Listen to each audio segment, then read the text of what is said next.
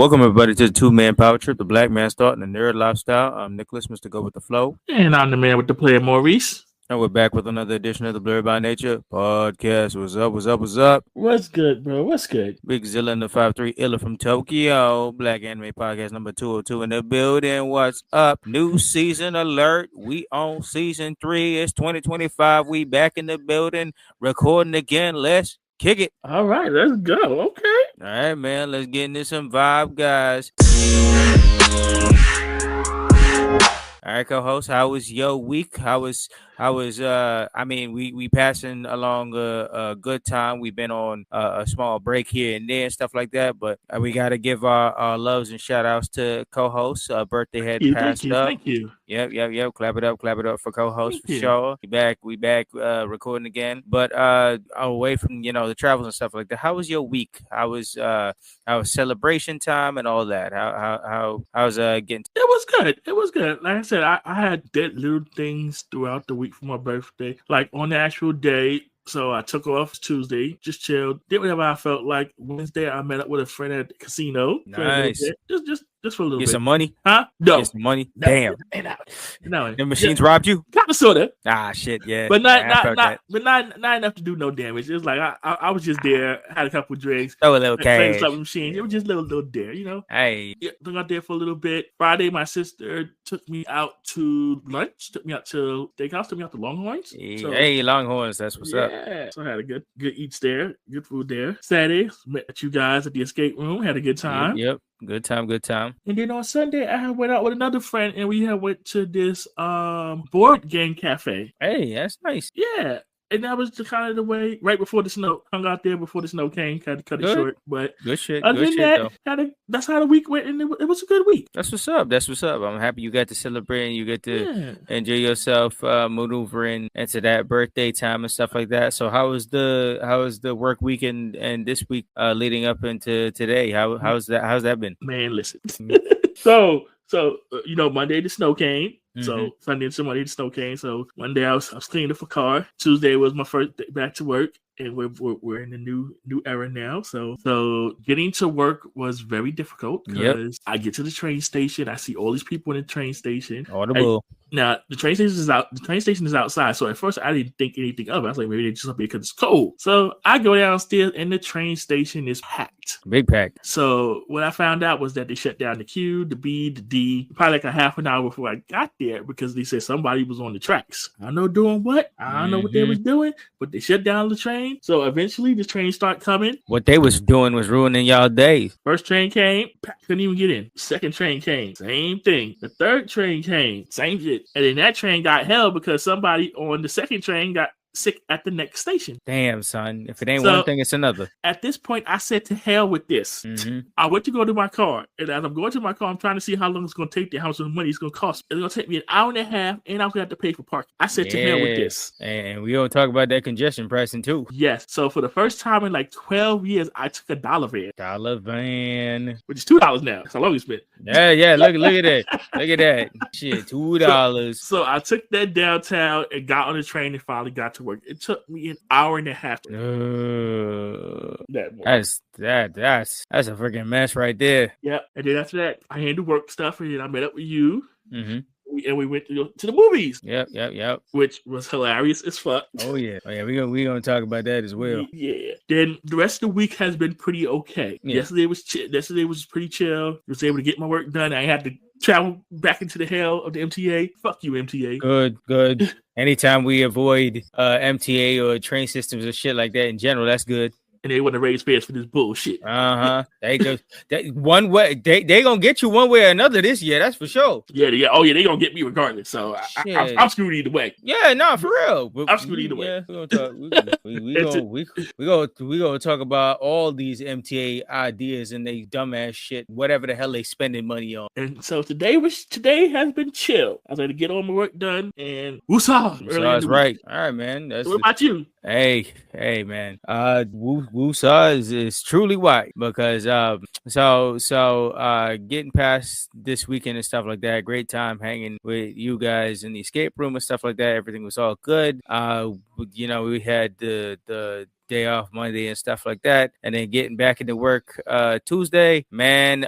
So I had a supervisor that had been out for a while and stuff like that, and she was out because she had a situation that had gone down while she was at work and stuff like that, on the clock and stuff like that, and she was advised by a doctor to head straight out and stuff like that, and then the doctor had advised my supervisor to stay until like that Tuesday, so she was out for like the whole rest of the week since like last week or something like that, and she had just returned, and she was telling me some bullshit that the job wasn't trying to pay her nothing for them days. She got sick days. Wow. And it happened on their clock and stuff like that. And they was like, because of the policy, like she got the sign off from the doctor and stuff like that. The doctor said, hold up, don't come in and stuff like that. Job ain't trying to pay her. That's what I feel the type of way about that. That's wild, because when I had hurt my foot, same situation. Doctor gave me a note. John was like, all right, bet, no problem. So if I would have got any pushback on that,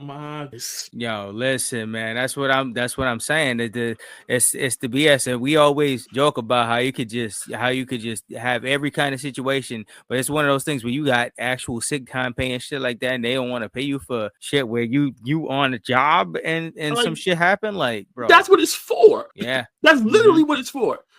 Yeah, and they will still butt you to death. Like they'll be like, yeah, I understand the situation, but this new policy, which I notice every single minute, they draft up a new policy for us to sign off on. I know every single time they drop a new policy, I know it's something to the detriment of us. Wow. But that's not even the kicker. The kicker was, so did I talk to you about the first meeting that we had at the beginning of the year where they told us that that they only have enough money in the budget to keep everybody who's employed and to pay us our regular rate, so they can't give us no raises for the whole year? No, you did not. Well, that was the first meeting we had in the first week of the first and we're still in January, so that happened at the beginning, the first Friday within the year. They meet and they told us that everything was stopped on it, and there you go. So no more no raises in 2025. Well, little did I know that we had a receptionist that went, as you would believe, to find another job, and she found a job that would pay more, like $11 more than what I would imagine all our paychecks is to be, but they'll pay them $11 more. She brought that to the company, and the company decided they didn't want to lose her, so they matched that offer, and now they're paying her to do the same job, but they raised the title to make it seem like everything would be all good in the hood, but now they paying her more. In the same month, they told us nobody getting raises. Wow. I didn't find out about it until Tuesday. Apparently, they was arguing about it the whole last week. I didn't even know this happened, but now that I know it happened, that's further to show you that the bar is strictly in hell. Yeah, I ain't mad at her. I ain't mad at her, but that's the bullshit. That's the absolute, because it's the very same month. They literally just told us 2025 no raises for nobody else. But this consideration here,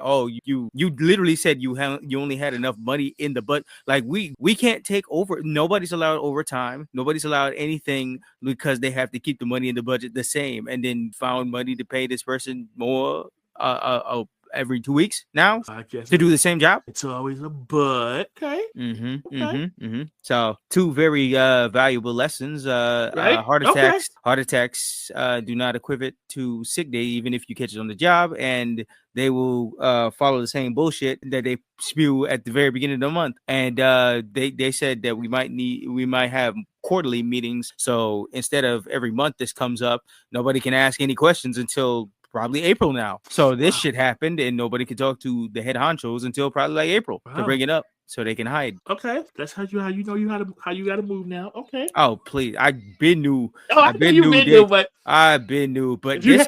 you had any doubts, this is a different level of bar in hell. Like, I already knew that it was on the bullshit, and I was already on the out a long time ago. But this one's a new bar in hell. This is literally, you definitely was gonna die on the job unless you had to go, and they're telling you no. And then on top of that, on the flip side, in the same month that you tell us that's 12 months, we ain't raising you, ain't nothing, be lucky we keeping you on. Niggas trying to bounce, and they like, hold up, we'll pay you more, and have everybody asked out. And they tried to keep that shit a secret, and niggas found out. because niggas always find out. I'm like, if you had doubts about the bull, you ain't got no doubts no more. Oh yeah, and if this isn't the worst time for everybody to try and go find a new job, because the new regime is definitely trying to fuck us all over in the last couple of days since that started. So we're seen that off rip. Yeah, we're gonna talk about all of that shit in a minute. But yeah, that one, when I told you I wanted to text you about the bullshit that was happening that day, that 1-2 punch, when I sat down, I was texting you and Kenya, and I was like, the bar is already in hell, but man, they turned the fires up on this. Just getting started. Oh yeah. Yep. So yeah, that's other than the good movie that we're gonna talk about, but other than that, like that was it. That was the big kicker in hell, and just dealing with the snow stuff. But other than that, that's about it so far in the work week. Thank God it's Friday tomorrow. Yep. So on that note, we can switch over to off the cuff discussions. A small one that I got just to start us off with the new year. I want to know what's some movies that you keep in your rotation? What's like a favorite movie that you just pop on? It could be a comfort movie. It's one that you specifically go to. What's like a movie that pops up in your head, like the first one or a first couple few that pop up in your head in your rotation that you could just go back to and chill on? You know what's funny? I don't have movies like that, but I have. Okay, I mean, if you wanna say it's TV show, go ahead. Yeah, Law and Order is one of those go-tos for me. Like I go back and watch that. Mm-hmm. If I had to pick movies, it'll probably be a couple of Denzel Washington. Respect that. My shit, I think my rotation usually leads me back to like something like Pulp Fiction. Like so for me, then movies like The Equalizer or something funny like Rush Hour. Yeah, dude, definitely on that one. Yeah, any one of those three. Yeah, so something like that. Respect it. Right. I mean, that's good on rotation and something that you could have one of those times where you're like scrolling through shit and you like, I don't know what to watch, and once you have that shit, you're like, you know what, I just pop that on and relax. It's so funny. I've been binging Queen Latifah's The Equalizer. Yeah, what's your thoughts on that? I've been enjoying the heck out of it. Good. Mom be enjoying that shit all the time. Every time I see her watching it, she be enjoying the Queenquilizer. That's what I always be asking. It's so funny because I had watched one episode like years ago, and I randomly just happened to run into it again on Netflix. Yeah, because it did pop up on there. Once in a blue moon when I walk past and I think I catch it during like one of those really serious moments, I'd be like, you know what? Queen Latifah got she definitely putting something on here. Yeah, it happened to pop up after I was watching the episode of Raw, right? Mm-hmm. Yeah, makes sense. I was like, I remember this, and I started watching. I was like, and it got me. Man, it's got some interesting moments, man. The cliffhangers is strong. You know what and everything. What I've been thinking, like the whole time I was watching this, is like her character from Set It Off. Yeah, I was like turned around and stuff like that, and get more corporate, low key. Right. I was like, this is her character would probably be, and Set It Off. She didn't get gunned down. If her ass didn't get gunned down by the whole state. I was like, so this is what Cleo probably doing. Or she got gunned down, but somehow everybody sucked and they didn't hit no vital organs, and they decided to keep her in captivity and then like train her in the secret ops. Right? Yo, that's so funny. Nah, definitely. But respect to it, man. I think it's still ongoing now. Yeah, it is. And you know what's funny? They had an episode, right? With her and Jada Pinkett. Well, yeah, and you know she had to call the homies. And I was like, no, I wasn't fucking. Hey man, see, there you go. And it's so funny because that was the only one that left alive. So yeah, I was like, so that continues the theory. Somebody in there was thinking the same thing I was. Oh yeah. Bring the other two, and that's a different situation. Right? I was like, yo, when I saw that episode, I was like, yo. Damn, nah, good shit. Nah, but yeah, nah, good shit on your TV shows and movies rotation. So we're going to switch over to the Nerd and Reboot and General News segment of the evening. So right off rip, we got to send prayers to everybody dealing with the LA fires. As of right now, I think they still going on out there in different parts of LA and stuff like that. And everybody that's trying to recover all the damages or just jack up, whether you rich, poor, anything that's going on out there. We want to send prayers to everybody dealing with LA fires all around. I had to check up on family and bro, and Eli had to remind me that where the fires really kicked off in Altadena, that was around the place where they used to live when I first visited them in Cali. He was sending me all the pictures of all the spots, and I did, like, one of the hills that was burning was one of them that we used to frequent hike over in there and shit like that. So I was like, damn, that shit crazy, man. That shit crazy. So shout outs and prayers up to everybody in Cali dealing with this shit, man. It's the craziness of the dryness, and I heard it just flickered off from a bad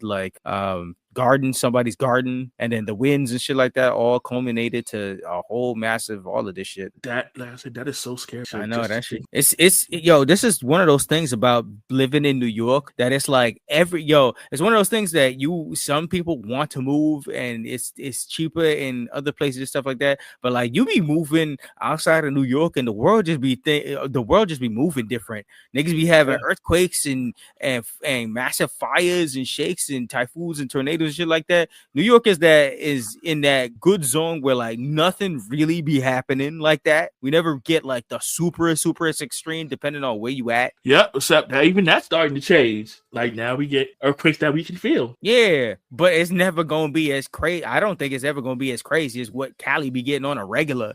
You know what? At this point, I don't know. Well, yeah, true that.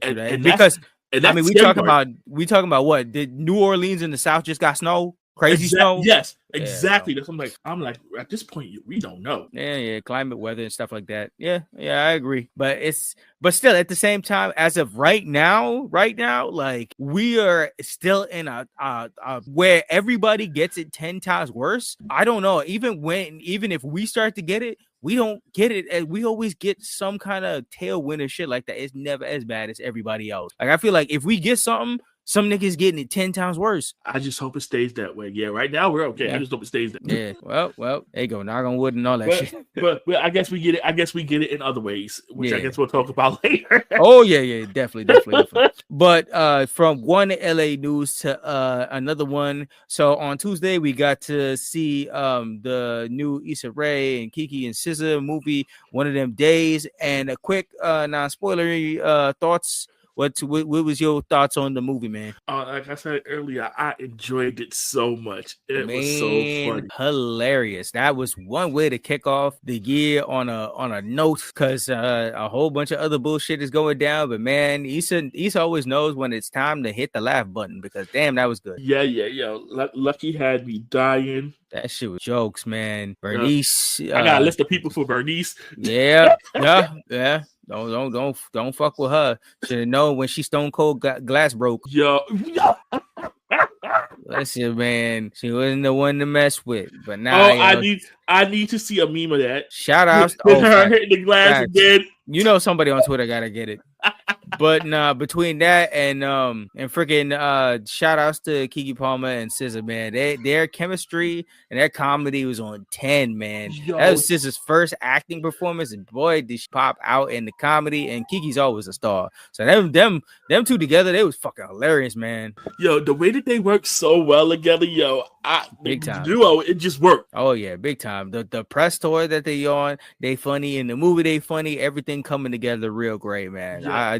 I don't know if Issa want to do another one, but like, yo, just she got the formula to make shit funny as hell, and keep up that good shit. Yeah, I would like I said, I had so much fun seeing it. I would definitely go see it again. Big time.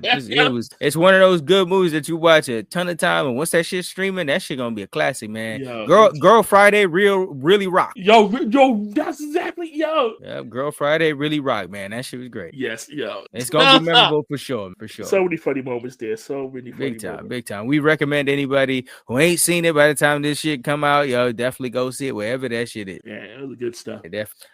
Next on the docket, so Monday was a certain person's inauguration mixed in with MLK Day. Yes, it was. And boy, on day one, did all hell break loose. So before we even get to the man that was elected in, because I didn't watch any bit of that inauguration, I went to a throwback. I put on our friend Martin.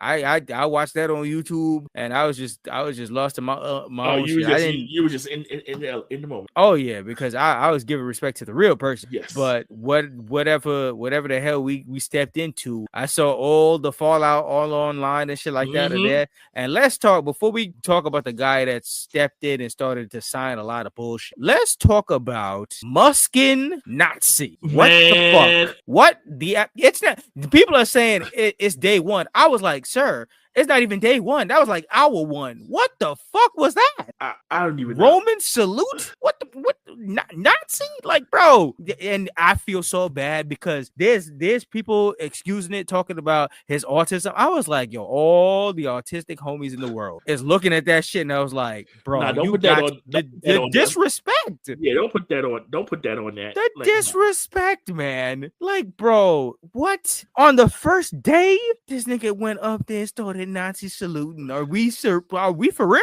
Like, nah, don't even. We be saying Muskin be Muskin, but nah, he is becoming persona non grata. This is crazy. Yeah, I'm starting to wonder about that man. I'm starting to wonder if he's okay because he's been lost in the sauce a long time. He lost that shit a long time ago. Something just seemed off, and I'm just, what is going on here, man? Between that and then the orange one just signing off legislation after legislation about the like, yo, the talk of Project 2025 was talking a long time ago, and the people who was voting was trying to fight against everything we can, and we are now here, and it is the bar is once again further than hell. Like, geez, what the hell's happening, man? Listen, like I said, it's just January, and it was so we talking about it's about to be a rough 4 years, bro. It's about to be a rough trying to crawl out this month, and he just started. This is the week. This is the start week. I said the week just on day one. Ice busting. It was go. It was Ice busting through. I've already heard on the news so many things about ice busting through doors and grabbing up people who not there and people who house other, like, yeah, bro, it's getting crazy already, and it's only the 23rd. See, we in for a long, big time. It is insane indeed. It's gonna be one for the history books. Oh, right? There ain't gonna be no books. That's the crazy part. Shit, bro. But nonetheless, tablets, whatever. Yeah, whatever. Somebody gonna write something about how this went down. It's gonna be on some pitching or something. I don't know, man. But nonetheless, shifting further. So let's talk about the streaming wars of wrestling and all the lives and stuff like that. So we've been under about a month into all the streaming stuff that's going on with Netflix, with WWE, and Netflix worldwide is they got the NXT and the SmackDown as well. But over here in the States, we got Netflix with Monday Night Raw and stuff like that, and then we got Max with AEW and stuff like that. And about a month in, what's your considerations on wrestling and streaming sites and stuff like that? So I've watched Raw on Netflix and I have no choice. Yeah. I haven't watched AEW on Max because I've just been watching it regularly like I've been doing. I do not have cable, so I've been watching AEW on Max. Yeah, so I can't speak to that experience. I can. So the AEW experience on Max is vastly different from the way how they have it with Netflix, obviously, because Netflix throws that shit in your face constantly and stuff like that. With AEW, that's a bit harder and stuff like that. Like, they divide it all into unlike how Netflix has it with Raw, where you have it, you set your reminder and it'll like keep popping up in functions and stuff like that. AEW is divided within TV shows. Like, they have a live roster at the bottom of on Max, where like once the time pops up, you can click into live and stuff like that. But their upcoming episodes is divided as if they're episodes. So they have like, you can set a reminder for like, this is upcoming on like January. Like, you can, I think, set like 2 weeks in advance, but there's like, it's separate. It's literally separated by episode. But after like the first time it's simulcasted, they got it right, because I think after the episode is over, you could rewatch it, but they only had it in Spanish. So I think after the first week they fixed that. So after like the episode is completely finished, you can go back and watch it in English and stuff like that. But they have the subtitles. The viewing experience is like the way how it's showed visually, it's nice, but they don't have picture in picture. They give you commercials and stuff like that in between and stuff like that. And just like how in Netflix Raw in the States, if you have a certain package, you'll get the commercials and shit like that. So that's kind of the only difference I would say between the two is pretty much Netflix is throwing Raw in your face and stuff like that, while Max is like trepid with it. Like you have to find it at first. I don't know. I was starting to see people show that they were showing it a little bit more, but I'm all over the AEW stuff on Max, and like when I come in, I don't see it like thrown at me. Like you kind of got to go searching for it. Oh, all right. So that okay. So it's just kind of there along with the rest of your catalog, pretty much. Yeah, because when I go on into Netflix, like the first thing I see, because it's the last one of the last things I watch, it's like here's Raw, and it comes on live every Monday at 8. Yeah, and Dynamite is there, like it's part of their live. Like if it's coming and you know the time it's coming on, then you got that. If you're searching for AEW, you'll find they have like all the 2019 and 2024 stuff, but over the year or stuff like that, they'll start to add in other stuff. Okay, so it's good to see early days and stuff like that, and be like, yeah, I remember this and remember that and stuff like that. And it, it takes the time and stuff like that. Just like when you have like WWE Raw Vault and stuff. Yeah, and I think Netflix is raising rates again. So F you, Netflix. Oh yeah, I heard that shit was going so well already, and they was talking about we got new subscribers thanks to the WWE. And by the way, we're raising prices this week. I was like, oh, all right, I see how it is. I was like, lovely. That's how it is. Right? Yo, shit, we don't even. That's another thing.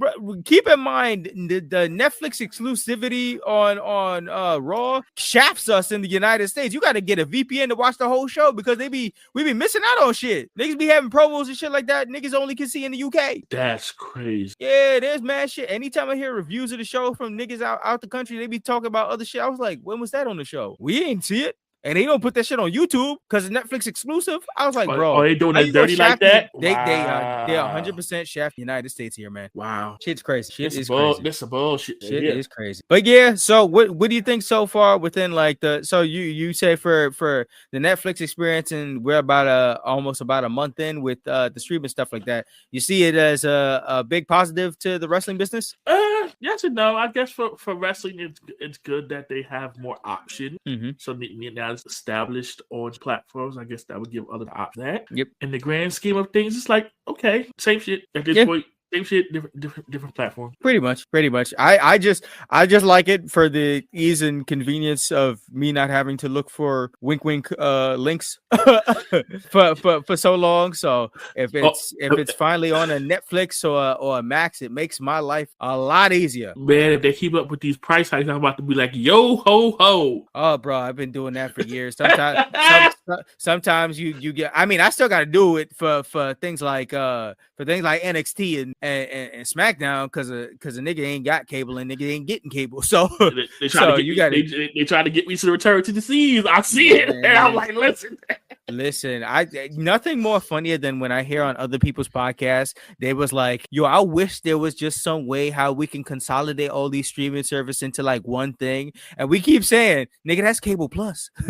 Yeah. Once you consolidate all the streamings into one thing, that's just cable plus, baby. Come full circle. Yep. It's cyclical, sick business. And we're slowly getting there. Niggas getting their money one way or another, brother. Yeah, we are slowly getting there once again. Insane. But yeah, on that other note, I think this dropped last week. We got a trailer. Did you get to see the trailer for the new Daredevil season coming on Disney Plus? No, I have not. Man, that shit is crazy, yo. They ain't holding nothing back. My son Matt Murdock is back out here in these streets, and he's doing niggas like live action Robin from Teen Titan. That crash out is real, bro. You should see that one scene. Yo, he got this one scene in the trailer where he drops like a big kick on a guy and he shatters his knee, and you see the leg snap. I was like, bro, that is Robin approved. I was like, I still gotta watch the first season, but I'm hoping. Oh, you never watched the Daredevil show on Netflix? Yeah, I watched Netflix, but I have not watched Disney Plus. Oh no, bro, this is all this. So it's a continuation on the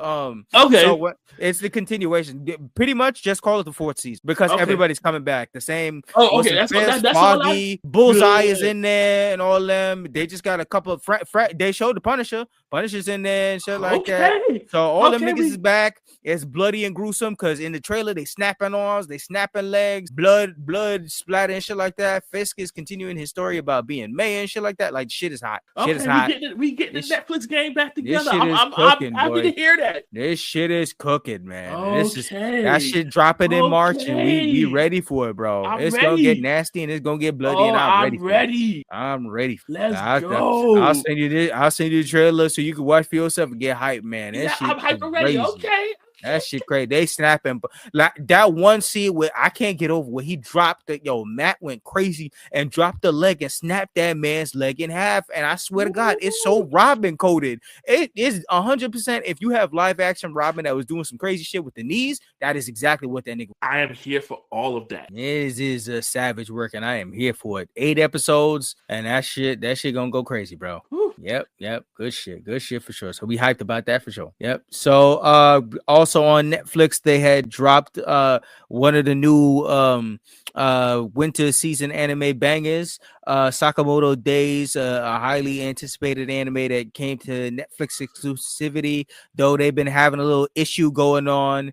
Apparently Netflix boo-boo has happened where apparently so have you ever noticed that when Netflix has a weekly formula, the way how they do weekly formula is that they drop the episodes, but you can always see like there's another episode posted, but it's not available. So you can't see it or activate it until like the date that they post it. Mm-hmm. Like they do upcoming things and stuff like that. Well, apparently the pirates have gotten a hold of their algorithm because when Netflix drops their episodes, they always post another episode in secret that they drop at another time. But the pirates always get a hand on it. So if you want to really follow Sakamoto Days, if you're on the pirated website, you can be 1 week ahead. Yo ho ho. Pretty much, because if you look on, it's so funny because you'll be on Netflix and you think you paying for exclusive content because they're the only ones that own officially Sakamoto Days. But if you follow on Netflix, you'll be officially 1 week behind the pirates. That's crazy. Yeah, and they have that shit sub and dub on the pirate side, which is insane. The wild times we live in. Yeah, right. Side note, Alexa Bliss has a character that she's dubbing, so she makes an anime dub debut in Sakamoto Days. They was listening off people, and Alexa Bliss was one of them, which is an interesting time with Alexa Bliss. I hear good contract stuff and WWE and stuff being weird. That's the fact busy doing stuff good. Hey man, I don't knock nobody's hustle, and I'm always happy where somebody is hopping through worlds. I'm down for it. More people should do it. I'd love Bianca, voice something. Mercedes be out here voicing something, or Montez wanted to voice something. Like getting yourself in other roles and shit like that would be fun. I can so see Bianca in Invincible Fight Girl. Yeah, like it'd be perfect for her to play any kind of random superstar character. Naomi, there's a ton of stuff coming out. I think what was it? That Mildred Burke biopic is coming out, and Trinity's making her big movie acting debut in that has the Deborah from Deborah Ann Wolf, who's gonna be back in Daredevil. She's gonna be in that movie. I think some AEW Tony Storm and Camille's supposed to be in that movie. Okay. I think the person who's playing the main role is that same girl who played Felicity in the Arrowverse and stuff like that. She's supposed to be the main person. She's super yacked for that shit. Yeah. It's an interesting. I think it's supposed to be coming out in March, but like shout outs to Trinity and the whole gang. It's a throwback to Mildred Burke, so they all it's a time film and shit like that, but it shows like it's called The Queen of Wrestling. It's good shit. So I like everybody getting they acting roles out there, and shout outs to them to have them big moments. Yep, branch out, have fun. Try man. I love it. So following up on that news, have you gotten a chance or have you been interested at all to play any bit or seeing the popularity rise on the game Marvel Rivals? Bits and pieces. So everything that Marvel Rivals has done has eclipsed everything that Overwatch wanted to be and more, with them putting in comic accurate characters and shit like that. It's gotten people to visit Marvel Comics more than the MCU. People are hooked on to the designs and the character stylings and shit like that, the play styles that's good to the characters and shit like that, and character interaction, the updates on the game. I think they're deciding to add new characters to the roster every month and a half and shit like that. Like, they doing everything. You got every character at launch title, and the roster just grows from there and shit like that. You'd obviously be paying for micro things on costumes or something like that, or you can grind through the game and do that. But nonetheless, I mean, like, the play style is good. The memes have been plenty. Like, the shit, like, Marvel Rivals, ever since that shit dropped, has been like a factory. Like, a month in, and they still hold their play styles. Like, a lot of people are addicted to the game and shit like that. Like, it's definitely being a bang out there, and it's definitely giving way to great stuff at Marvel Studios, and it's just another W for Marvel in the video game column. I've been hearing people have been enjoying it. Yeah, people talking about that Rivals, that everybody got to be on them Rivals, and that shit's great, man. And it's got the characterization, and people out here with the combos, and a game is good whenever you hear people hitting their ultra move, and anybody can hear that shit at their head. You just hear their big fantastic line. Yeah, they hit their big fantastic line, and people have PTSD like they've been through war or some shit. Like, shit's crazy. But shout outs to Marvel Rivals and their success, and hopefully they can keep that shit up going further. Yep. All right, so let's now it's time to talk about it. We're going to talk about some congestion prices, travel issues, international, and some MTA travel. Let's get into it. So, co-host, with your new life, driving around and shit like that in a nice new whip, they decided to be the big ups on you and fuck you over and said hello to the new generation of congestion prices. So talk to us, brother. What's is looking like out there when you try to drive? So generally, I avoid Manhattan. So usually, if I'm going through Manhattan, usually I'm just driving too. Yep. So congestion pricing affects me, but it doesn't affect me right now because I generally try not to drive in Manhattan because it takes forever. Yeah, I agree, but at the same time, it's like it was like Manhattan, but it feels like they was putting that shit all around where it's like, oh, they trying to make sure you can't escape that shit. Yeah, they try to. Yeah. So if you stay on the highway,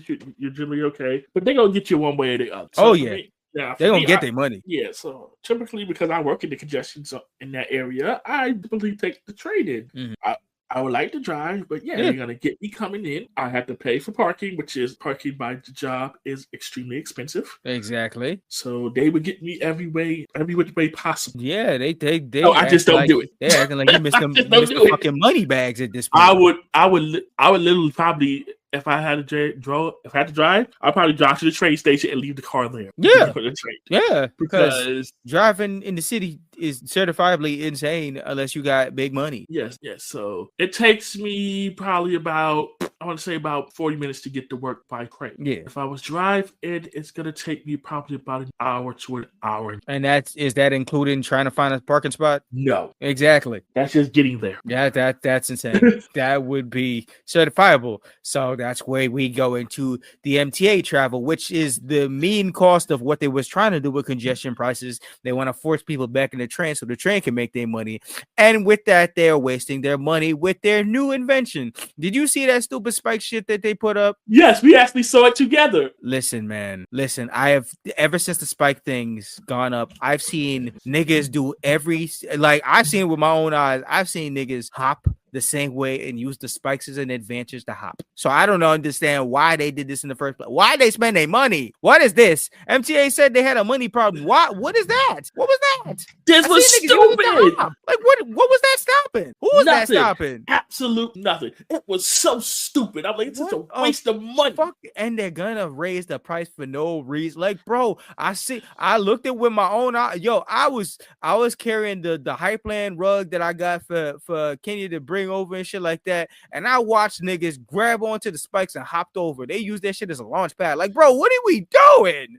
Listen, so here's my thing. I'm gonna talk about all this. Listen, congestion pricing is bullshit. It's a money grab. Could congestion pricing possibly do work? Yes, maybe, but there would have to be a couple of conditions to make that feasible. Basically, what it is they want to try to push people to the trains. But guess Yep. what? The trains ain't safe. No, and that's my other problem. The trains be the people at the MTA commission be boasting about, yeah, we got the highest safety record and everything. Well, bro, a month ago, somebody got emulsified on the train. They got burned alive. There's 14-year-olds get stabbed and trains covered in blood. Like, nigga, what are you talking about? Right, so that's it. So you want to move people to trains that are not safe, No, are not reliable, no, always break it down. Yep, and we talk about trains and buses, right? Trains, don't even get me started on the bus. Man, bro, last week wasn't one going over the one went over the bridge or some shit, was hanging off the bridge. I'm like, bro, what are we doing? So I'm like, what exactly are you pushing me to pay for? 1, 2, you trying to make a money grab to supposedly make this better, but yeah, you doing stupid shit like the stupid spikes. That's what I'm saying. I'm like, what? You guys are proving that y'all don't deserve money. Like, what?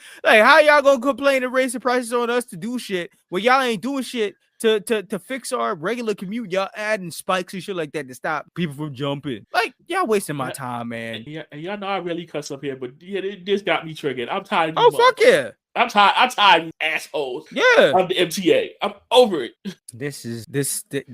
They on their absolute dog bullshit. Because what between that and then all that, and then the other part that I wrote towards this note was also the travel issue internationally. Because it looks like every time we try to look up more travel stuff, because of all the new regimes and everything popping off, it looks like anytime you want to travel, you got to do additional shit because niggas don't want you leaving your country to move on to somewhere else because they add new laws and new policies to go in that you got to go double time. Now it's that the from our traveling from like 2020 all the way to 2024, it looks like it's a different world in 2025 because they about to block off everything. You got to pay this to get into this and get into this and get into this. Like, bro, everybody got a new policy. How the fuck am I supposed to get anywhere? Oh, and don't forget the lovely Real ID stuff that's supposed to kick off in March. Oh, yeah. Yeah. The Real ID for them, for the folk that don't got the passport and shit like that, that Real ID about to smack. For the domestic, shit is getting harder and harder. So I went to go get my license expiring this month as well. So earlier I went to go try to get my Real ID. They said I couldn't get it because my social security card was too old. So I had to get a new social security. Excuse me? Yeah. Wait, whoa. Time out. Did they tell you expired, my nigga? No, they said my car was just too old. Because it's old. It's been around. It ain't in the best condition. So they was like, listen, you need to get a new car. I'm like, bro, that shit don't expire till you dead. What they trying to tell you? My nigga expired? Right? No, like I said, they called to see better days. So I was like, okay. So my new card actually came this week. And I was like, okay, all right. So we all got to get this Real ID shit now? But supposedly it goes into effect in March. Which, I mean, can a nigga just rock with his passport? You can. Yeah, that's what I'm saying. That's more of if you don't get your passport and you doing domestic, then yeah, you got to get the Real ID and shit like that. But other than that, man, you gonna see my passport. That's all y'all need. So it starts in May. So yeah, if you don't have a passport yet, you would need to get it to actually get on a flight. Yep. Keep that in mind. Keep that in mind. Yeah, I was like, but behind, and then they told me that, and I was like, okay. This is like every level of transportation or traveling and shit like that wants to be a mess. 2025 is in the dogger, and we are still in January. And I was like, I might as well just get it out of the way now because if they're saying something now, the passport people gonna say something next year when I gotta go renew that. Oh yeah. So I was like, let me. Oh, you gotta renew yours next year? Yes. Since I did mine, I think I still got till 2027 or something, or I did mine. What was it? I think 3 years ago. So I should be good for the next so next year I have to do it. So they saying stuff now about this. I was like, it's probably gonna be something else. So I was like, let me get all these switched out now. Make sure you good, bro. When it's time to do that, I won't hear nothing from nobody. Facts. But like I was saying, it looks like no matter where we go, it's gonna be some fuckery. Yeah. Makes planning a little more difficult. Oh yeah, I can tell that for sure. But nonetheless, all right, let's go on to some more news. So Squid Games 2 season 2 hit their popularity and peak and shit like that. Everything's all looking good. They left off with a cliffhanger, and it looks like we getting Squid Game season 3 sometime. I think the leak was that we getting it sometime in the summer and shit like that. I think it's supposed to be the third and final season that'll wrap up Squid Games just in general and stuff like that. But Squid Squid Game getting official another season and final season and stuff like that. Mix all that story together. Squid Games has had an impact in these last couple of years. It changed up the landscape of a lot of things, just in general. But they having a third and final season is an interesting thing for sure. Yep.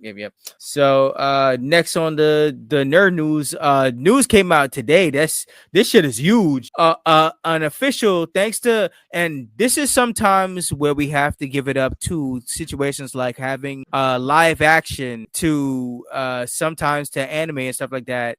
And when you see like it actually being a success, that things could work out for various different platforms where One Piece, like stuff like One Piece has been around for a long time, but for them to get this collab, I think a little bit of the mixing of the Netflix gave them the opportunity to have this interesting ass collab. But for the first time, we're having an official anime collab between One Piece and Lego.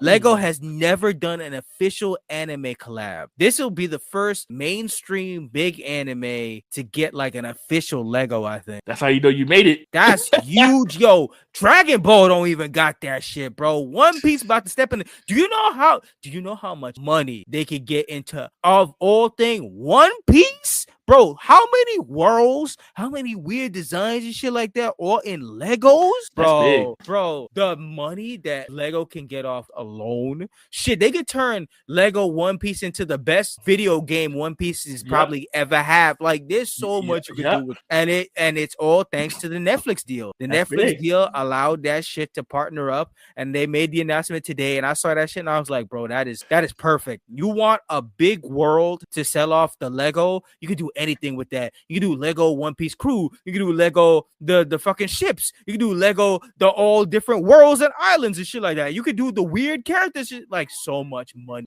money in those Legos alone. Collectibles, shit's crazy. Yeah, listen. What a perfect, and this could usher in, now that One Piece did it, more animes can now deal it to Legos. And once you got like anime Lego collabs, money, that's more collectibles. That's more everything, bro. Figurines about to be the day of the past. They're about to be collectible Lego anime officials that's going crazy. And you know that shit going top shelf. Listen, like when we first heard about this, and I told you, Oda was like, come on, sing along while I get this money.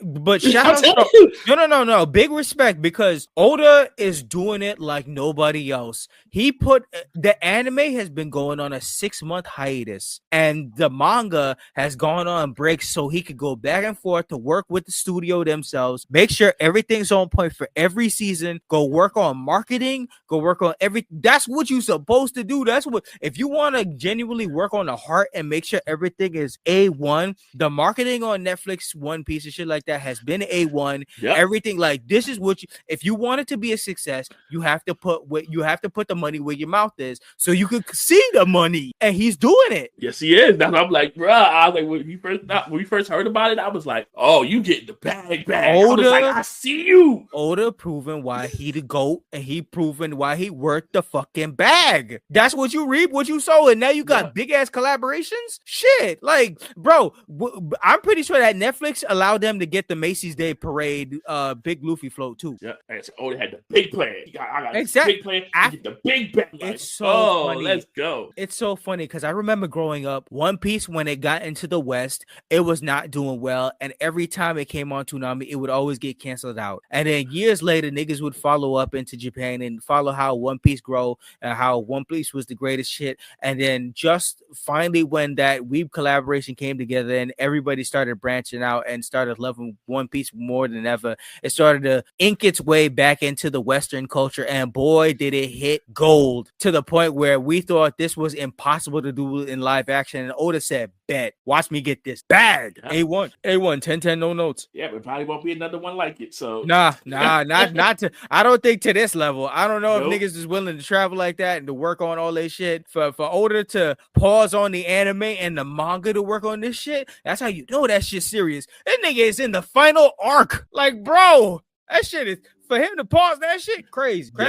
This nigga had to take a vacation just to work on in South Africa with these niggas. Like, bro, that is top tier shit. Yep. Respect. Big respect. But on the flip side of that, they just dropped the trailer for the new My Hero spinoff, the Vigilantes, that they've been working on in manga for a while. We finally get an anime out of that, and that shit looking quality. That shit looking A1, and it's a perfect time to drop it because later on in the year, I think the Vigilantes is dropping in April. So later on in the year, I think by October, My Hero drops its second half of their final season. So that gets to finish off with a spinoff coming this year. So they got all this shit in working pretty well for this year. It's this year a good year for My Hero as well. Yep. And also more things getting a new season as well. Abbott Elementary, they just confirmed this week that they've been renewed for a season 5, which I think with season 5 that makes them. I think they'll probably have their 100th episode and they'll be officially in syndication. Which perfect. What a tremendous show. What a A1 show, and long may that shit reign because that shit is quality. Shout outs to Quinta. Shout outs to all these black writers and shit like that in comedy. They killing it. Big respect to that. Yep. And the last two news on the dockets.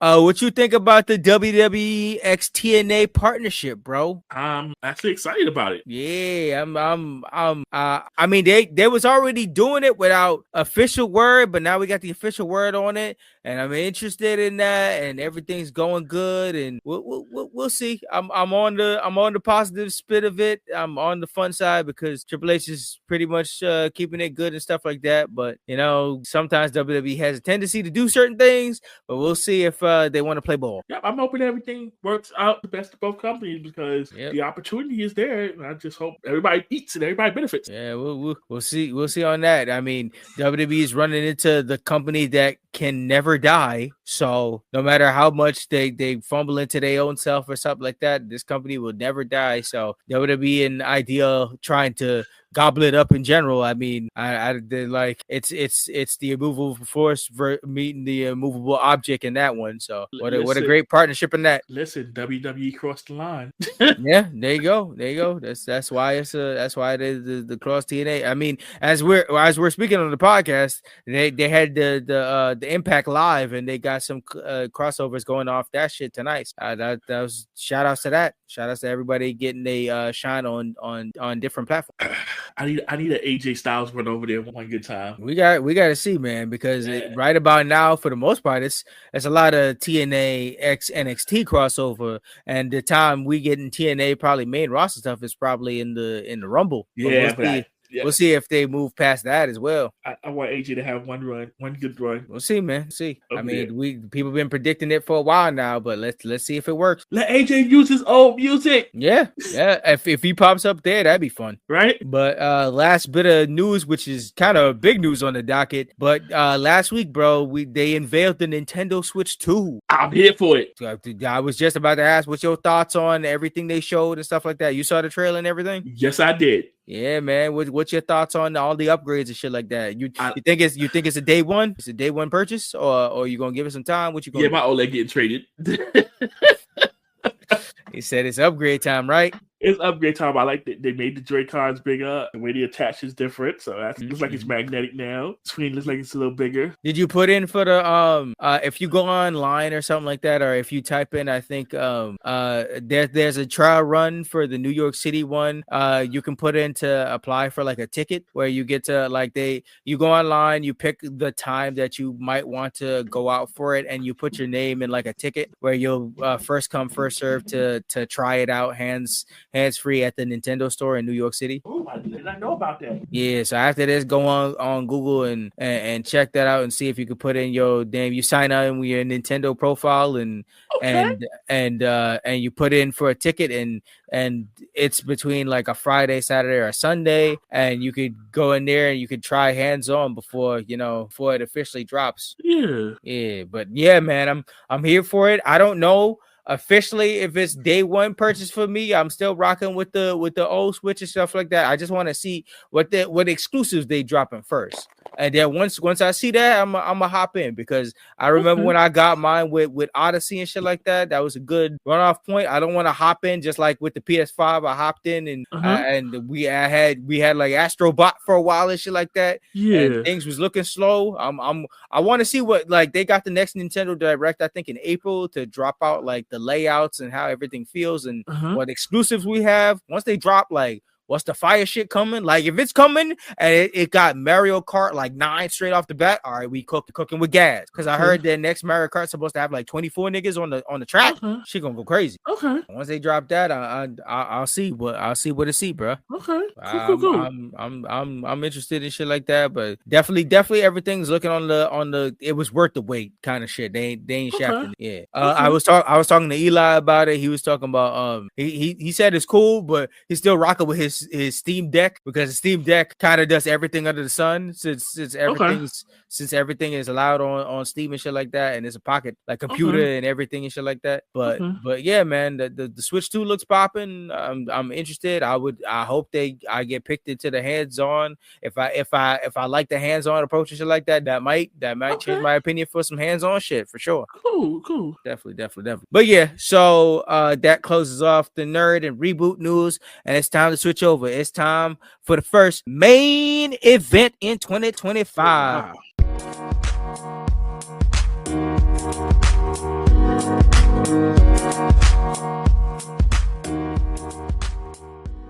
We are doing down with BMP, Black Morpher Power, and this has been a long time coming. Now, you know this podcast has been built on the very foundation of Power Ranger content, but we gotta give it up to the OGO, the ones who made sure that we had MMPR today and all the time we grew up with. We gotta send it over to Japan. We gotta see the land of the rising sun and all them good stuff. We are jumping into Kyōryū Sentai Zyuranger, episode 1 and 2. Let's kick it off with some fast facts before we step into some Super Sentai business day. So, history. This is basically laid out as Dino Squadron Beast Ranger. Aired February 92 to 93. A tokusatsu, superhero fiction, action, adventure, science, and fantasy. This is officially the 16th season of Super Sentai. So where for us it was our first with MMPR, this was actually the 16th Sentai. Wow. This is done under Toei and TV Ashi with 50 episodes in all. Their prior is Jetman, so that's the Sentai before it, and their post is Die Ranger, which this is where we get the suit for the White Ranger and stuff like that. And they mixed that together for our MMPR. So obviously this was used to make the famous Mighty Morphin Power Ranger series. And basic breakdown is 5 warriors was brought to take down an evil force and her gang from destroying the earth. So with that being said, do you have any fast facts before we dip into the first episode? No, I do not. We can go right ahead. All right, so we can go into episode 1, The Birth. Okay, so the episode starts and we get like a little background of the dinosaur and the history, and we get intro. Yep. Which is very catchy. We have 5 warriors have been revived from the prehistoric era into the present day. Dino Squad Zyuranger, and yes, like you said, this is also low-key an iconic theme that be floating around and shit like that. But yo, when they was doing their poses, I said, "Who there jumping out the sky, Rey Mysterio ass entrance, bro?" They was leaping. I said, "Who there jumping out the sky?" All you see was them jumping. I was dying. That was funny. God, I was like, "That's great." And they shit. I said they on the bikes. They floating around the city. I said pink and yellow got the sidecars. Yeah.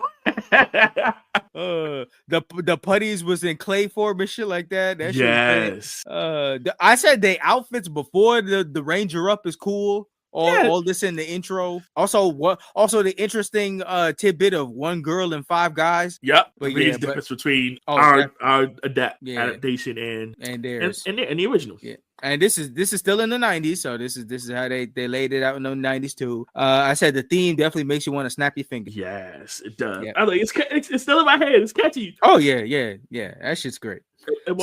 So we go the original, but for me, it's catchy. I was like, yeah, the original is certified, stuck in the head. I mean, that's but this is definitely for they time. But this is definitely something. They got something. Yes, they do. So we open on. So now that we done with the theme, we open on some kids getting out of school. Yep. So and then we see a janitor here, and this is our first intro to Bars. Undercover. Right? So then the next thing we see this space shuttle launch. So this space shuttle is being launched to the planet Nemesis. It's a boy and a girl, and it's two guys. So my first thoughts when I saw the Japanese spaceship, because they launching this off to head over to the moon. I said, they got kids with them. I said, is this legal? Listen, I was like, why are these kids on this shuttle? They on the shuttle. They don't look like they prepped or prepared. They ain't got no helmets, no nothing. They just float around. I was like, bro, ain't no way this shit's illegal. This shit legal. They don't take no kids to the moon. Not saying they ain't got money in the budget to don't send no goddamn kids to the moon. We ain't even going to the moon. We go to planet Nemesis, wherever that may be. Bro, niggas is wild, bro. They send the kids out there just for vibes. Like, where's your parents? So what? That's another thing. So none of them niggas was their parents. No, that's terrible. How you just gonna send some random kids out there with strangers? So that was what was crazy to me. I was like, what's going on here? Shit is wild. This is how we kicking this shit off. This shit is wild. So like you were saying, they off the planet Nemesis. Yeah, and so they get the planet Nemesis, and then two of the astronauts, hold on. But before you go to that, when they was doing the countdown, when they was like 5, 4, 3. Oh 2, no, you! Well, I said Rangers in space. I'm like, is this where they go? Oh, these I'm finding a lot about these two astronaut niggas, because I think they answered a question that we had a long time ago, especially when we was reviewing the 30th anniversary. Yeah, you're right. We're gonna get to it. Mm-hmm. We're gonna get to it right now. So those two astronauts, they go out of they're exploring the planet, and they find this mysterious dump. The legendary 2-man fuck up of all time. So at this point, we see Barnes going up to the top of a building, got his ear on, stuck out, listening to what's going on there. So before officially, like, we know now that that's Barza, but before that, he's just a regular janitor. So when you see this nigga get on the roof, you're like, what the fuck's going on there? How can he hear what the fuck's going on in space? Then you see his ear enlarge, and you're like, oh, you just an alien. What the fuck? You're just going left fast. Oh man. So Barza yelling. He like, nah, don't do it. I'm like, my nigga, can they hear you? I don't know what the hell you yelling at. He the seal, they about to break it. I was like, bro, who sent these niggas to planet Nemesis in the first place? Did you not have any like inklings that this shit was happening? Like, nope. Niggas had a guard. Like, what happened? Nope. How could you find out right before they about to touch it? Yep. No. So also, I said when they about to open the seal, I said, why the seal so easy to open like it's a Snapple though? Very good point, bro. You got this big evil guarded away for all these fucking years, which we're about to talk about that too. But all these years, all these centuries, these niggas locked away. Why you just touch this shit? Why is this a bop it? Why do you touch it and that shit opens so easy? Bro, what happened to sealing the bitch? Well, I guess maybe they figured the humans was cavemen at the time, and they didn't figure they couldn't get to space no time soon. I don't know. Where's the seal? Bro, like, yo, all you got is touch the button. Nigga, where's the Death Seal? Where the Reaper? Where the Guardians? Where the shit? Like, bro, son, you gotta have a better defense than touch the button and then them niggas just gonna pop out. Cause any could have accident. Y'all never worried about any other life form out there in the world just popping up on planet Nemesis, looking at the big shiny ruby and be like, "Ooh, red button, click." Right. Like, whoever said that seal didn't think this through. Defense is ass. Didn't think it through at all. The legendary 2 fuck up of a life. So yeah, they free the monsters. Yep. And then so we get our intro to the gang. Totopat, Blerd, Plee-Chan, Gryffindor, and the famous Rita, aka Bandora. I'm so glad they changed these names, because bro. I mean, Bandora is the only one I could rock with, but like, book back Totopat, Plee-Chan is not what I'm gonna call Finster, bro. Finster. What is that? Leprechaun? Is that what it's supposed to be? That was a lot. Gryffindor is Gryffindor and Goldar. Like, I'm fine with that. But Bandora, I'm fine. But book back and Totopat was way too much, bro. So Book and Tote actually, like, they're the ones that revealed the actual time, which, I mean, Rita said it was catchy, you know, after 10,000 years I'm free, but these niggas confirmed that they've been in there for 170 million years. What the fuck? Yeah, 170 million years. Yeah, that's what I'm saying. Jesus Christ. That's what I'm saying. So when they cells are up there, I guess the humans wasn't able to talk yet. I know that, but like, damn, son, what? Yo, I know. Obviously, Barza was supposed to be the guardian and shit like that. This nigga with his big ass ears didn't hear that a spaceship might be going off the planet Nemesis. Like I said, lot of ball dropping happened here. Oh fuck yeah, my fantastic amount of ball dropping happened here. Yeah. So they get freed. And obviously, you know, Bandora gonna be pissed as hell, because I'd be pissed as hell if I was stuck in a fucking dumpster for 170 million years. Uh-huh. Fucking what? But yeah, she destroys the dumpster, and we finally find out this is our answer to the question we had at the 30-year anniversary when we said, whatever happened to them fucking astronauts? Why? How come nobody tells us what happened? And officially, we find out that Bandora fucking sends them niggas flying to another planet. Yeah, he basically blows them away and sends them into space. Nigga, they are dead. Oh yeah, they go. They are day one. Them niggas. That's why we'll never see them again. I was like, they answered that question. Nope, them Mighty Morphin niggas was like, yeah, we can't touch them. Niggas is dead. Absolutely dead. So after she gets rid of the astronaut, she declares revenge on Earth. Cause I would too. Shit. So on Earth, we start seeing buildings moving. You know, people are running around screaming. It's chaos going down there, bro. It's going crazy. She attacking, like you said. She moving buildings. She shifting shit blowing up. Shit going crazy. The niggas is in their corporate office and they getting they rumbles and shake like it's a bad earthquake. Like, imagine you in your office and the building moving. Son, listen. If it's a corporate meeting and shit like that, niggas not on Zoom, they in the area and this shit start to shake and you see a big ass witch eyeball outside your office, but I'm calling out. I'm calling it a day. I'm going home. Listen, you outside, you see your brother slide down. She's like, what's going on? You see the street moving. It's like, hold on. Shit, man, what the fuck? But yeah, so she let's talk about how Bandora, like, she legit snatched one of the places and made her lair into Bandora's palace. Yeah, she snatched one of the buildings and the building came flying up in the air and it came flying back on down. Imagine you being in that building. Yo, bro, all them people inside them shits are dead. Yeah, them niggas are absolutely dead, yo. Bandora's kill count went up to like 90 before like the first 5 minutes. Yeah, and then so the next thing we see is like we see a news helicopter trying to figure out what's going on. They see the Bandora's palace on top of the building now, and then then we get Bandora and Griff. They flying over the city, and that's when you start to finally realize what Bandora is really based off. You start to realize Rita is definitely the Wicked Witch of the West because she started pedaling like a motherfucker on that shit. Mm-hmm. She all you hearing in the back with I'm gonna get you and your little dog too, Toto.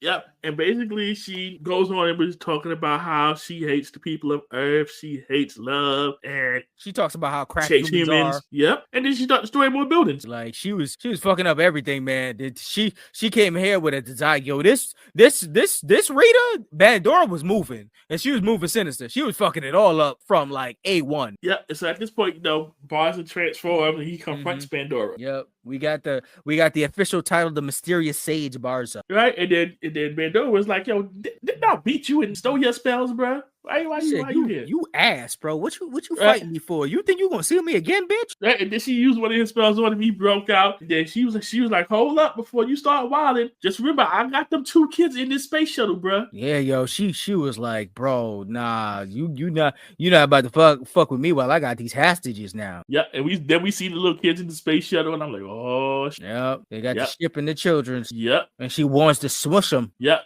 got a whole mace above the kids' heads, and the Bandora escapes on her bike, and Barza goes to his lab, and he like, "Yo, I need them guardian beasts." Yeah, and when they do them, they what people call book back. Yeah, book back. Yeah, book back. The magnifying glass on Toto. Book back and Toto started to put in more work than I've ever seen them work in before. So obviously they was trying to tell us that in the Japanese version, these niggas was deadly, because I heard over legend for the longest time that them niggas was deadly, but as Squatch and Babu, I was like, nah. I could never see it. But now I see how these niggas was the deadly force. Yep. And so then he was like, come on, try me.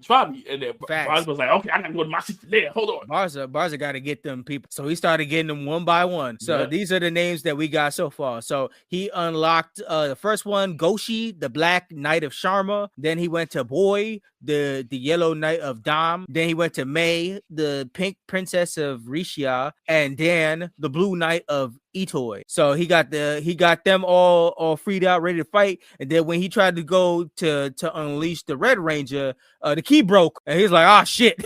Yeah. So he like, "Ah, shit. I mean, we don't got no time for this. So you four, y'all try to handle business." And they like, okay, all right. Damn, we don't got a leader, but I guess we could do something. Right? Like, okay, what's going on? Yeah. What you mean been doing? But like, how'd you got out? Yeah, what the fuck? I thought y'all had it sealed, lock, stock, and barrel. What you mean a nigga touched one button and freed her after 170 million years? What? They put us on ice for this shit. It's like, bro, you had one job while we literally out. Like one job, bro, one job. What are you doing? What are you doing? It's like, all right. So in the midst of that shit, they run out to try and help and shit like that. And the moment they pop out, Bandora recognizes them as the Knights of the Five Clan. She's excited to face off with them again. Mm-hmm. They arrive, but like Bandora starts fucking with them, yo. Bandora be putting in work already. She sent them niggas into an illusion, and them niggas went into the beach. Yeah. And this shit had me crying, bro. That putty puppet had me dying, bro. Listen, tell me how, when they came up to the putties and they thought they was all cutesy. I said the second they jumped them, I said they had to pop out and show niggas. Listen, Bandora was ready, bro. Bandora was fucking them up. Bandora popped out of a TV and started blasting their ass. Yep, listen, Bandora was about that action. Bandora was fucking them up. And then in the midst of that, you got Barza trying everything and his mama to try and get the door open. Right? He's like, yeah, the fact that when they was on that beach, and that beach scene is always funny. They're like, all right, we good. No, oh no, we not. No, good. Them four was getting clapped. This is that Dragon Ball Z. Wait till my nigga Goku get here policy. Yo, for real, them niggas is getting squashed like they were the Z fighters. Yep, yo, for real. They was like, check out this drip. We look cool, but we getting our asses handed to us by them putties. Like I said, but the putties was smacking them up. Bandora was, like I said, Bandora was violating them. She put them in the second illusion, and they was in the cage in the Dark City. Yo, they getting burned alive. Yo, Pandora pretty much put them in hell. Putting in work. This is episode 1, y'all. Listen, Barza had me dying because he actually tried to shoot the door open. Barza trying everything under the fucking sun. He like, my niggas is getting cooked. And we really need you, Red Boy. Yep, like Bandora had them in a cage. He got them in a cage now, burning them up, making them look like they ready to go into a pot of soup. Yeah, I'm like, dang, Tommy ain't even whooped them like this. Nah, bro. Bandora said, I ain't the ones or the twos. I see what you doing in America, but she can't have the swag like me. Yeah. She can. Now I understand when they did the 30-year protocol, they call that shit the Bandora protocol because that Robo Reader definitely said kill, and that's on a Bandora. Yeah. Put that shit on Bandora. Because Bandora wanted to kill y'all hoes. Listen, they got fired everything. Listen, Book back out here spinning them around. That's what I'm saying. Yo, these niggas is more deadly than ever. Yeah. Shit, the only person who's not putting that much work in that he would have probably put in his American counterpart is Gryffindor. Goldar would have already been doing all this work. Yeah. Shit, but when all hope is lost, a laser shoots out, opening out the door for the Red Warrior to free himself. So this is where we get our introduction to Geki, Red Prince of Yamato. Yep. But speaking of Griff, Tyrannosaurus was like, yo, this is John Wilder. Yo, once Geki got free and then he started going to the battlefield, it looked like Griff woke up with fucking hatred in his heart. Because this nigga, Griff woke the fuck up and said, finally, a real challenger. This nigga hopped up in the battle mode. This nigga wasn't waking up for nothing.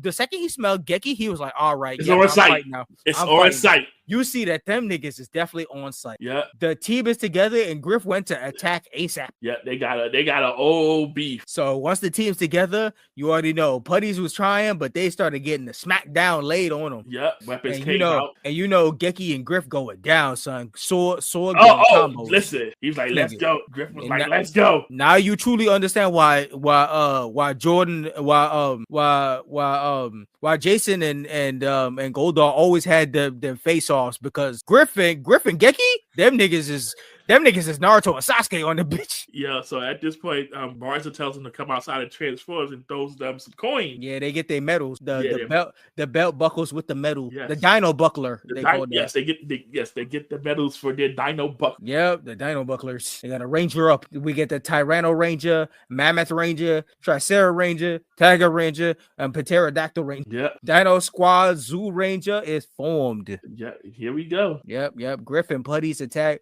But you already know what it is. Them niggas smacking them up when they suited up. Oh, yeah, suited and booted now, so. Yep, the music is playing, and you know the ass got to be whooped. Yep. They pulled out the Ranger guns and started spraying them. Yes, blast. I said, yo, they said only an hour has passed. I was like, this must be one of them freezer hours.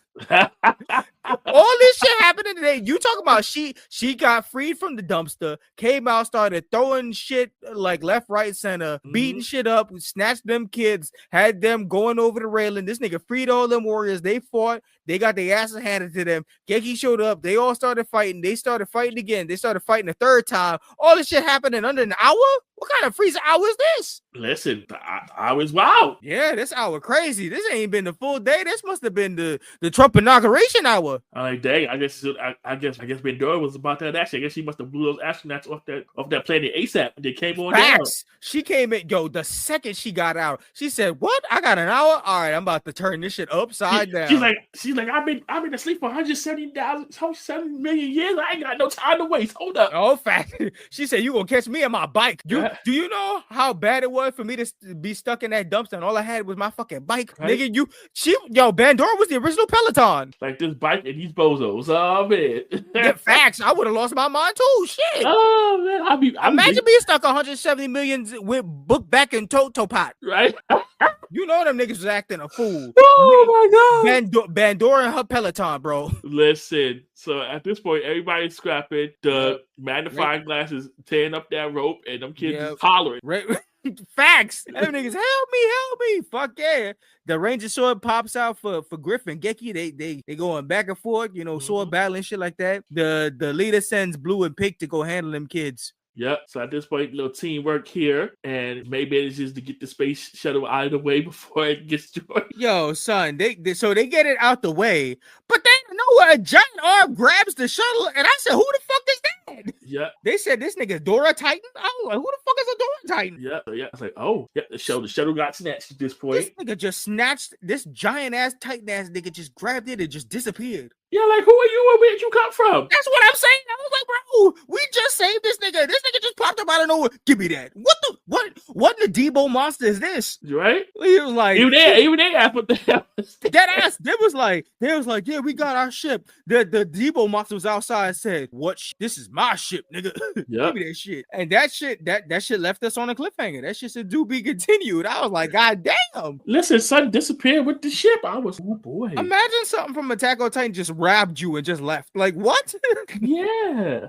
So you got the to be continued. The ending, I said the ending themes place sounds sweet, and them trying to navigate today's society because they've been they was also locked up for 170 million years because them niggas was put on ice. So them trying to navigate today's society in the 90s is hilarious. Yes, it is. So yeah, that finishes off episode 1. What's your first impressions on this first episode? Bro, I got so many thoughts. Like, yo, Bandora is a menace. Yep, a book back in Toto Pat is actually like deadly. Yo, book back Pat, I can't with them names. Their names is terrible, but they actually worth a damn. Like the names be taking me out, bro. The Bandora was putting in work. The parties were putting in work. They had to pop out and show niggas, and this is the first episode.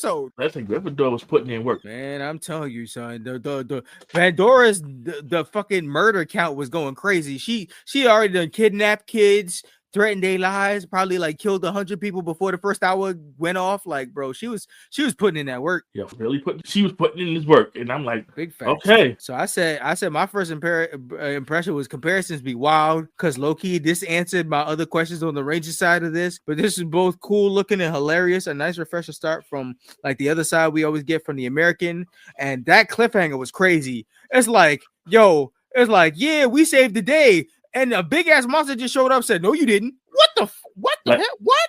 Like what day? Yeah, it's my day. Dora Titan day. Like, shit, what the fuck? Who are you? Yeah, like what day? What day you say? Where the fuck you came from, sir? So that cliffhanger was hard, and obviously you want to push through. Like, you ain't say nothing, bruh. Ain't say nothing but a word. These kids are mine, nigga. Yep. So on that note, we could go to episode 2, Revival. Yeah. So at this point, they show some news program there, and they talking about Pandora and the aliens and all this other stuff. I love how even in the 90s, they're like, aliens are literally blowing up your buildings and shit like that. And there's another side of the news that's screaming, this is propaganda. Right? Niggas have died in the past hour. You say this is propaganda. Propaganda of who, bro? She's literally telling you she's a witch. She's going to destroy the planet. They say that, and seconds later, Pandora said, who was talking shit? Because she pulled up on the TV. She was like, propaganda my ass, bro. You want to die next? Right? She heard them niggas talking. Like, propaganda. She's like, what? What you saying? Who you called me? I send you a propaganda monster right now. Right? So you call me an alien? What? You don't believe I what? It's like, what? Shit, I'll show you this alien. Shit, nigga. Right? You want an alien? I'll show you this. Dora Titan, rob them niggas. When she popped up, what news station? My news station. They was talking about her. They was like, she was like, what? Huh? What you said? Shit, I heard you from across the room. You want to get squished like these children? Like you need me to pull up in the station? I pull up right here with my bike. What's up? My pull up game crazy. That's how you know she got Debo monsters and she Debo too, because she pulled up on the bike. Like I said, she literally just popped up on the TV and was like, yo. She said, I heard you talking shit. What you mean this shit is fake and made up by the government? Nigga, I am the government now. Right? Like, what you mean? So I ain't about your government. Shit, I'll blow up your government right now. Right? Shit. So in the middle of all this, you got the Rangers. They training in the lair. Yep. And they getting lambasted about. They got to remember they got to save the kids, man. Yeah, that's right. The kids got stolen. Yeah, they playing around too much before them kids get squished. Yeah, like I said. Yep. Yeah. So they flash back to like 170 million years ago. They're talking about civilizations who lived amongst the dinos.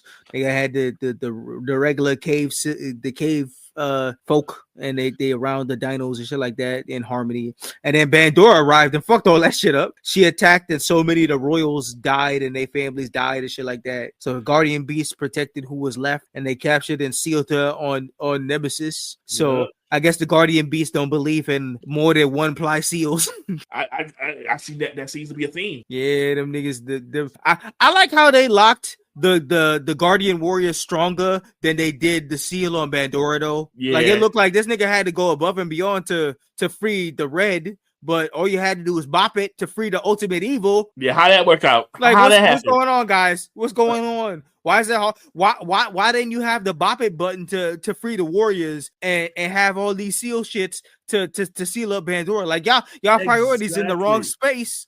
Y'all priorities is fucked up. They did it up. Yep. So yeah, they chose the 5 warriors that they had, and they slept, and they made them slumber all the way to this time because they knew one day, like how you knew your security system was ass, so we had to have a backup plan just in case. See, they knew that they knew that dumpster. They knew that dumpster was no good. That's terrible. I understand having a plan B, but that's terrible. Knowing your adventures was gonna be ass. Like damn. Yeah, I'm like, is it really that bad? Did they set it up so only humans can open it? I'm like, what happened here? It must be. I don't know. I guess the guardian beast, dino brains ain't that strong. I guess they was like, this should work. Like somebody had to open the time floor. Yeah, because because all them niggas had the same brain. That's the problem. They had groupthink. They said, yeah, this is gonna work. Yeah. I think this worked. Yeah, big bro. Yeah, big dino. I think you're right. Maybe the dinosaurs didn't think the people stupid enough to actually go to Nemesis. Well, never underestimate the stupidity of man. I guess they learned that lesson now. Y'all niggas gonna have to wake up now. Shit. Yeah. So now we got Pandora. She was like, after my first loss, I take my surface elsewhere, and this is how we get the iconic. She on the moon. Now she on the moon. So got the telescope and everything, watching shit. So now that we know that, I guess Nemesis, I'm assuming that Nemesis was farther away. Yeah. So I guess they didn't expect Nemesis to get here. I guess not. Shit. But wait, that brings up the question: how far is Nemesis for her to get to Earth and to whoop the Rangers and do all this in an hour? Bro, I still think this is the same day. That's the crazy part about this shit. I think this bitch went to Nemesis, to the Earth, to the moon in a day. So at this point, it's on the globe Earth. Like yeah, she messing with the kids and shit like that. Yeah. And she was like, she asking Plebo-chan, aka Finster, asking about that next monster. Yeah, I ain't gonna call him that shit.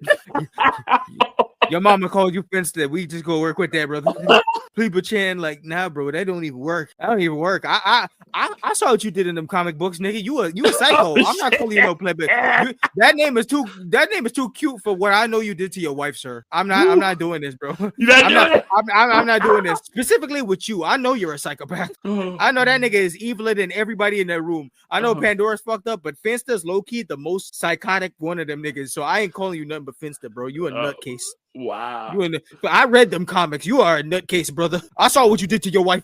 Well, he makes one of the monsters for Rita. The monster machine shook Gryffindor. He made Dora monster with Dora is skeletons, which shout outs to if you got the video game on the Switch or the Reader's Rewind, this nigga is in the game. Bones is in the game, and everything he did in this episode reminded me of the game. So I was like, oh, y'all A1 for putting all this Zyuranger comic accurate shit in the Mighty Morphin version, shit like that. That shit was good. So that at this point, they're actually sending the rocket with the spaceship, with the kids in it. Yeah, they sent that shit mini version, chasing folk in Earth and shit like that. I said, yo, when that shit, I said this plane hitting the corners. Whoa.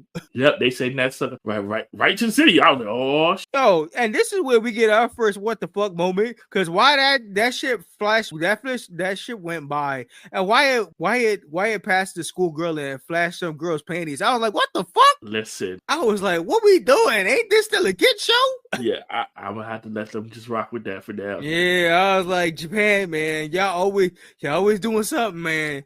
Y'all always wilding with the fan service, but these are young children, man. So at the point now, the news truck is chasing the kids. These kids inside the space shuttle are fearing for their lives, so they just riding all through the street. Yeah, they doing something, and the Rangers trying to do something about it. They riding their bikes trying to get to the situation, and then Finster sends Bones down, and he just pop up on Geki's bike out of nowhere and attacks the Rangers. This nigga said, I got an idea. Surprise, nigga. Them poor kids. Those kids just shut. They like, what's yo? Them niggas is hollering. Right? Imagine you being them kids, bro. First of all, I should have never been in space in the first place. Listen, like I said, that part.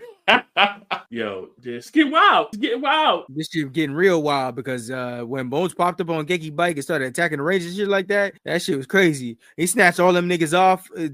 He snatched all them up and sent them into the carnival realm. Yep. All of this shit is in the game too. So other squad members pull up and chop him, but then he right back up because Bones can regenerate and shit like that. Yeah, like I said, imagine you riding your bike and the op just pops up behind you. That's crazy, bro. Them niggas just got a 8-1 kick it. Like you think it's a big ass bug, but it's just a whole skeleton monster just on top. You're like, what the fuck? Crash my bike and shit. And like I said, now you in Bones World, and it's like, yo, carnival, baby. Right? They like, trying to chop him down. The stuff of nightmares. Yeah, they trying to chop him down and shit like that. Bones busting at him. They fighting him and shit like that.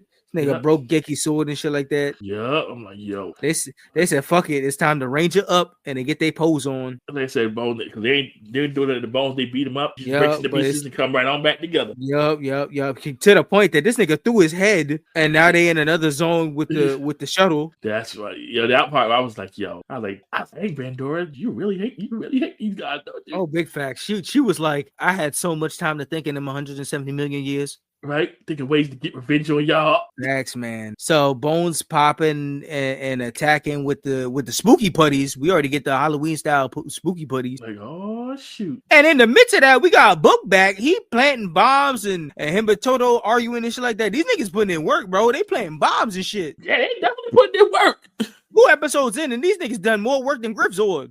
Right? Griffzord just been chilling. He's like, when the Red Rangers show up, call me. Other than that, I ain't fighting nobody else. Fuck what Bandora had to say. That nigga Goldar's a bitch. I don't do what Bandora tell me. Yeah. He said, I got my own autonomy. I may be one of the flying monkeys, but that wicked witch ain't got shit on me, nigga. Yeah. He said, I got my own shit. I fight when the red niggas show up. Other than that, y'all can handle blue, pink, yellow. I don't got time for none of them niggas. You're like, listen, I fight when I feel like it. Facts. He said, I'm on a per diem contract. I am an independent worker. She don't got me on nothing. When the red pop out, that's when I get to work. Right? It's like it's on site with red. Anybody else? You know what? Facts. I'm all right. He said, I see red. I may be a monkey, but I'm bull with the bullshit. Yeah, I'm good on that. Like they say, that book back in them doing their thing. Yeah, planting these bombs.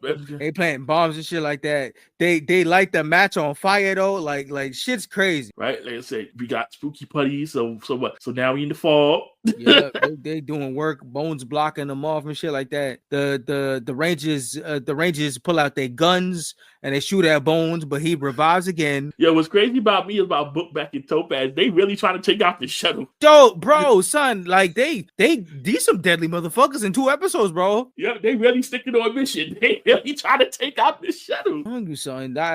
They was definitely telling you that America did some disservice because these are some villainous motherfuckers. They hate kids.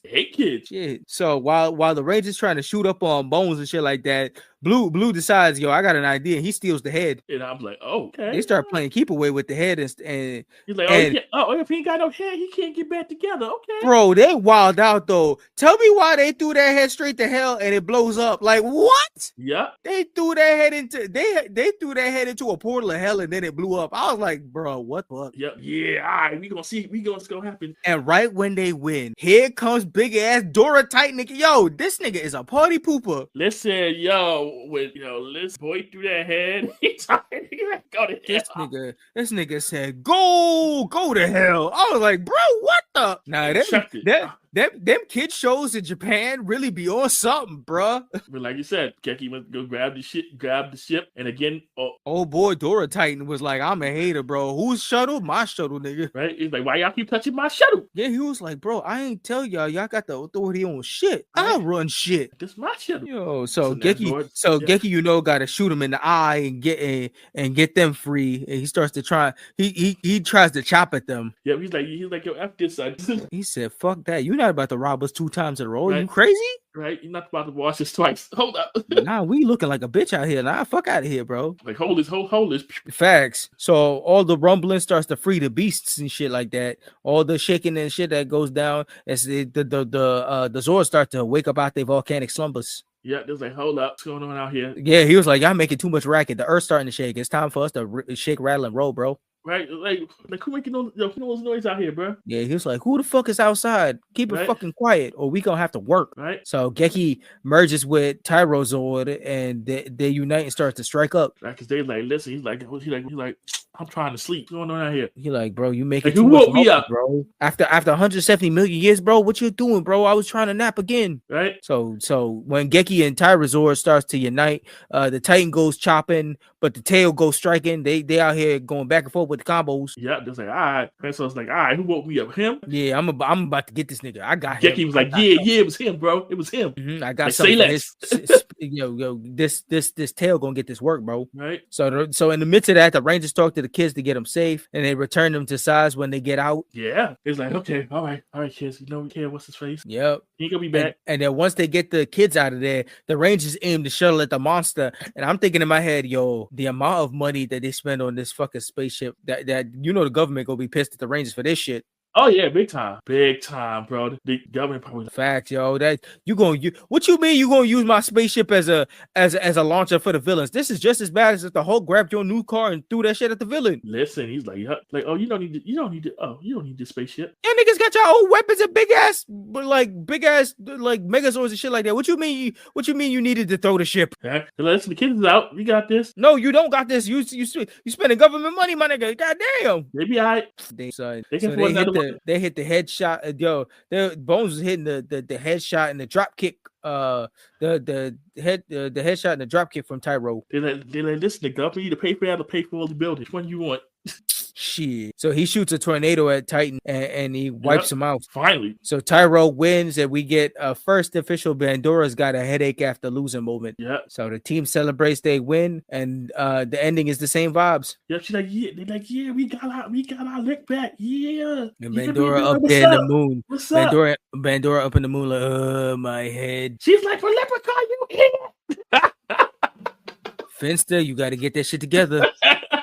Oh man. Shit. So what's your final thoughts on episode 2 and then the whole Zyuranger in general. Man, these Rangers got a long way to go because Oh yeah, Bandora playing for keeps, and so is the rest of the crew except for Griff. Griff just Griff ain't do nothing this episode. I can't believe in one episode of Goldar, he done way more than 2 episodes of Griff because that nigga is sleeping. He is taking naps. Listen, Bookpack and Toepack was doing all the work. They was planting the bombs. They said, we about to send these Rangers to hell. Griff over there back at the moon, he was like, what? Them niggas already left? Shit, I'm going back to sleep. So I was taking a whole nap this episode. He said, buddy, call me when the Red's out there. He was like, the Red been out here. Oh, word? Shit, I'll go catch him next time. Like the Red that destroyed the whole monster. He's like, what? They got the Megazord? Damn, that's crazy. I'm about to catch the snap, though. Probably Bandora ain't blow you into space. Facts, bro. Shit, I would have gotten a headache too. Like, what you doing, bro? What you mean you got all this power and you flying a monkey and shit like that? You one of my generals. What happened? Like, you supposed to be out there doing your job. You got one job, bro. What you doing? What you fucking doing? This episode was just so funny, yo. Yeah, this shit great. I said starting off, this being the other side of the Rangers bracket is dope. Fresh of some stories and hilarious and good action. Overall fun and a quick run, and would definitely recommend continuing. They got the juice, and I would like to see how motherfuckers be moving, man. This shit's crazy. Shit's crazy. Definitely, man. Definitely for sure. Definitely for sure. So yeah, that's gonna close our book on Black Morpher Power as we get into some Sentai variety and shit like that for sure. So the next review episode we'll be doing, we're going back on the comfy couch for this. This was set up from before that we was going to tackle it, but now that it's hit Netflix, this makes it an easier find for us to go watch. But I think we should tackle the first 2 episodes of the Tales of the Teenage Mutant Ninja Turtle. So this is the series that follows up on the movie that we saw when it was in theaters. Okay. The series that follows after that. Okay, cool. Yeah, so we're going to be tackling that next episode. We're going to be doing episode 1 and 2 off of that. Okay. All right. So going into our next segment, we got a new segment in the building. We forgot about this. Yeah, we ain't forget about this. Here he come. All right, guys. This is Jordan's Corner, and I got a lot to get off my mind. But this time, I'm gonna hit y'all with this thought of this week. My corner thoughts go directly to Kermit the Frog. Oh, shout outs to Kermit the Frog. I just want to say that my hot take on Kermit is that he a workaholic with a chaotic ship. Also, the fuck is going on with him and Miss Piggy? Is they on or off? Muppet don't know what's even going on anymore. Get it together, Kermit. That's why your shows get canceled all the time. Jordan, out. Now listen, y'all. Listen, Jordan. Just hold up. Now, what you not gonna do is do my man Kermit like that. Oh, I mean, Kermit put in work. Now he put in too much work. That's his problem. Yeah, I agree with you on that whole Miss Piggy situation. That's just messy. So I'm not gonna get into that. Yeah, we're not gonna get into the whole Miss Piggy situation because you know that's years and years of drama, and that man probably need therapy and deal with the PTSD and all of that. But that man be trying. Well, he need to get that shit. Jordan out. Well, y'all, that was the Jordan Corner of this week. He got a hot take on Kermit. Hopefully, Kermit is in therapy trying to resolve all that. He'll be back with another hot take on another review episode for sure. Oh man, Jordan, I forgot about you. And you, Jordan out here giving him hot takes, and it's gonna be spicy, man. Who knows who he going to target next, man? It's crazy. But yeah, on that note, we got an email set up at blerdbynature@gmail.com, Facebook, Instagram, and Threads at blerdbynature. Twitter/X at Blerd By Nature. Nature spelled Nature. Coles, hit us with the YouTube. You can find us on YouTube by searching for Blerd By Nature Podcast. Yep. And we are available on all podcast platforms all around. Check us out. You put our names in AI. You put Blerd By Nature in AI, will pop up and shit like that. Like we notice about for certifiable through Google and shit like that. You'll find us all around. We all over there. Yep. So yeah. check out any of our latest stuff that we got uploaded so far and stuff like that. As we're recording this, our last one that we've uploaded is Blue Eye Samurai. Shout outs to Darnell and shit like that. Any last notes before we hit the outro, co-host? Jordan, I need you to talk about Elmo and that rock, bro. I know he. Trust me, I think he got a spicy take for that next, man. And it's gonna make a red fur one mad. Oh no! Oh yeah. Jordan been talking over here. I hear him sometimes. He be saying some things. So we gonna see. We gonna see. But yeah. On that note, thanks for joining us from Black Thought to Nerd Power. This is Nicholas, Mr. Go with the Flow, and this is the man with the plan, Maurice. And this was another edition of the Blerd by Nature podcast. Thank you for listening, everyone. And until next time, peace. Jordan was in the building. Peace.